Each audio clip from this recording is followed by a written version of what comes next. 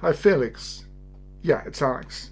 You don't mind if I do your meme review for skiing for memes? Yeah, no problem. Thanks a lot. Hi, and welcome to Ski Meme Review. Bienvenue, and welcome to 150 Days of Winter. Hello. 7 screws, 1 plate.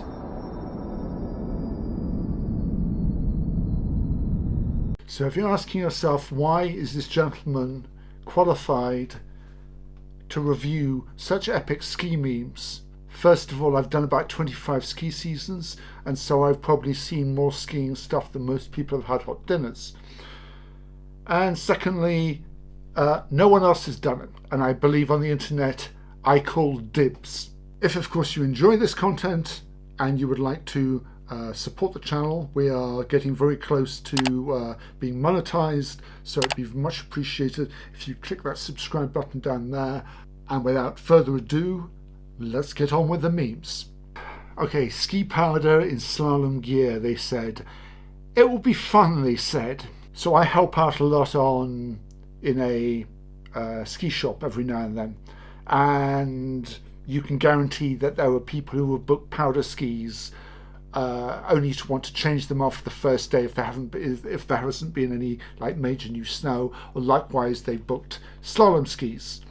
I'm going to be utterly brutal with this one and say it's not the skis, it's the skier. Many of the times I've taken the first drag lift up the hill, and the local club de sport kids have been like bouncing through powder wearing like Rosin or Hero or Head race skis. They're managing to cope perfectly well with like knee-deep powder. Learn to ski powder in non-powder skis. Note to oneself, tighten din settings. Of course, if you rent your skis from a decent shop, your din settings should be absolutely fine. If you're doing it yourself, please be very careful. You can damage yourself very badly. I'm reminded of a time when we actually went to do a mogul competition, and we were a man down on our team, and this guy who had barely skied before volunteered to be on the team, and his bindings were set to like 3 or 4. I mean, he hadn't skied bumps before. Literally, the first or second bump he hit, both of his skis came off. In subsequent runs, we ramped them up even more, but again, that's a different story. But yeah, exactly. Always make sure your bindings are set correctly. Chairlift stopped for 5 minutes. Better drink my own piss. You'd be amazed of when the funnel of people going into a chairlift, as soon as it stops, that you can hear the murmurings and mumblings of people as they are thinking about whether they can cut off the side through the fencing. It's amazing how impatient people get. So, you know what? Just relax. You're on holiday. Don't stress out, okay? And please don't drink your own piss. At least not in the queue. Buying lunch for less than $20. Impossible! It's a question that I get asked so many times. Do you know any like mountain restaurants where you can go and eat for a certain price? The answer is no. If you want to eat at a mountain restaurant, at least not at one of the little snack bars, you got to pay for it. Okay, their overheads are huge. Yeah, if you want to bitch about the cost of lunch, take up a picnic and do it that way. One track mind. Okay, I've got to say one thing. If you're ever bored with skiing, I know that's sacrilege, try cross-country skiing for 1 day. You will spend most of your time lying on your back with your skis in the air, because it is so difficult. It is made to look so easy, but it is so difficult. But it is also, if you do it with a load of friends, you'll all be falling over and you'll have a great time, because it's super funny. Yeah, don't laugh at cross-country skiers. If you try and do it, you'll see how difficult it is. Yesterday afternoon, a ski lodge was robbed of $1,000. The thieves took 1 lift ticket, a sandwich and a soda. Lift passes are expensive. the season pass in Courchevel is nearly $1,000. No, it's not $1,000. It's actually more. It's €1,000. But you've got to imagine that €1,000 actually covers the huge Three Valley area, which actually, when you actually break it down per kilometre, it's not bad. Don't get me wrong, I wince. My credit card winces at the beginning of every season when I have to pay for it. But at least it encourages me to constantly go out and ski as much as possible and make the most of it. Oh no, I just realised I'm not Bodie Miller. Well, that's one thing. First of all, Bodie Miller is one of the most amazing skiers in the world, period. He was when he was skiing, he was an absolute boss. If you ever want an example of Bodie Miller's awesomeness, in 2005 he was in Bormio for the downhill, and about 13 seconds into it, one of his skis came off. And now, instead of stopping like anybody normally would do, he carried on further down the mountain on one ski. Now, most people, when they look at this, go, hey, that looks really easy. Okay, one of the things you don't realize when you look at that is it's a downhill course. On the TV, it looks like the slope is like that. It's actually like that. Okay, and secondly, the days before a downhill race, they ice the course. So they'll spray water all over to make the course rock hard. Okay, so actually, when you see Bodie Miller on one ski going down a downhill run and making it look like it's a blue run, that is absolutely awesome. Yeah, and you know what? He carries on for the duration. It's mind-blowing. Okay, seriously, if you ever want to try on a blue run, taking off one of your skis and trying to do link turns on one ski, you'll find out how difficult it really is. Okay, so Bodie Miller, you're awesome. I don't know why I did that. Anyway, imagine not having to strap in every time you get off a lift. As a skier, yeah, if I'm ever skiing with snowboarders, when you get to the top of the lift, you just want to go off and ski. Instead, the snowboarders are, hold on a second, sit down, and they're clipping into their and getting ready, and it's like, come on, what are you waiting for? It's a ski snowboard thing, It's not a big thing, but,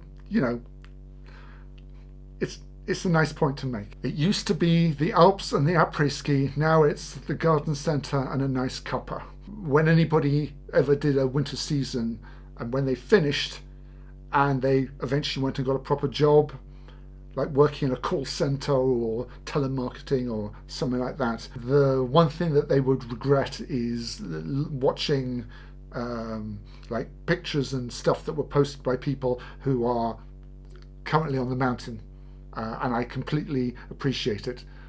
That is why, of course, I have done over 20 winters, because I couldn't go back to working in an office again. You've got a little something there just between your helmet and the goggles. Yeah, there is no excuse. Helmet, goggle, just deal with it, okay? Yeah, you probably borrowed someone else's goggles, whatever, but there is no excuse for it. I'm just going to say it. And actually, for other crimes against helmets and goggles, there is a video that we did before, taking the mickey out of how you wear your helmet and goggles. Wait, where's my phone? You would be amazed at the end of every winter, when people head up underneath all the lifts or in just on the general slopes, how much stuff, how many phones, how many GoPros, how many, just everything that they find up there. Amazing, just zip it up. What if I told you GoPros don't really make you a pro? Exactly. You know what? GoPros are absolutely awesome and essential pieces of equipment.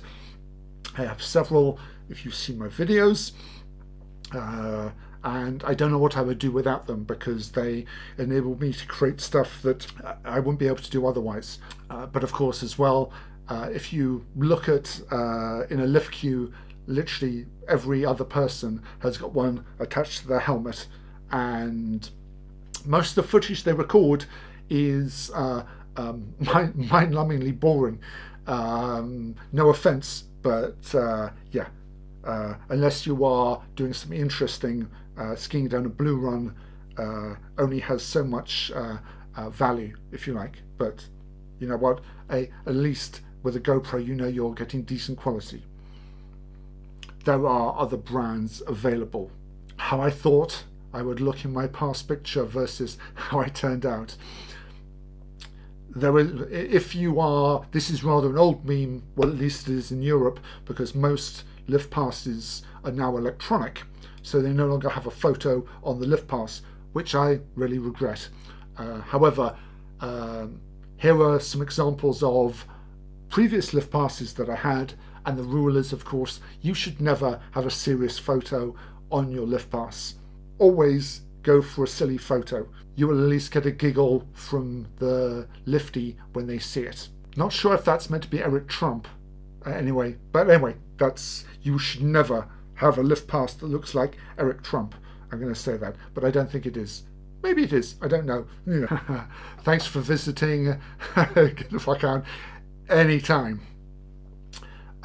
Luckily, because I live in the middle of the ski resort, I don't actually have to deal with driving from out of resort, although I have encountered traffic jams in other resorts which have been literally waiting there for like hours, driving at like 5 miles an hour. About 5 years ago, Courchevel decided to open for a free day about a month before the lifts officially opened, and a few days before there was a huge dump of snow. So all of France decided to come for a free day of skiing in Courchevel. And the road from the bottom village to the top, which would normally take 15 minutes, was taking people about 1 hour and 30. Not one of Courchevel's brightest moments. But you know what? I managed to get in loads of runs while everyone was stuck in traffic. The number of beginners on this mountain is just too damn high. Well, you know what? If the number of beginners on this mountain is too damn high, you should get off the beginner slopes and you should go to where there are reds, if of course you can ski reds, that is, okay? Because I can guarantee you there won't be any beginners on red slopes, at least. I would hope they wouldn't be. Generally, if there are, they won't be on there for very long. And finally, Too Hot, remember this, is 16 Saturdays away. You wouldn't believe how quickly winter will arrive. And I don't know when this is going out, but yeah, August, September, October, November. Yeah, it's about 4 months away. So don't worry, snow is coming. So there you have the first ski meme review video. If you enjoyed it and you would like to contribute to future ones, this is my page on Reddit. More than happy to, if you attach stuff to that I will go and try and make future ones, as well as specializing in other ski parts of the industry, ski jumping or ski instructors and so on. As always, if you'd enjoyed this video, drop me a sub, give me a like, or leave me a comment down below. And on that, I will see you all in the next video. Ciao.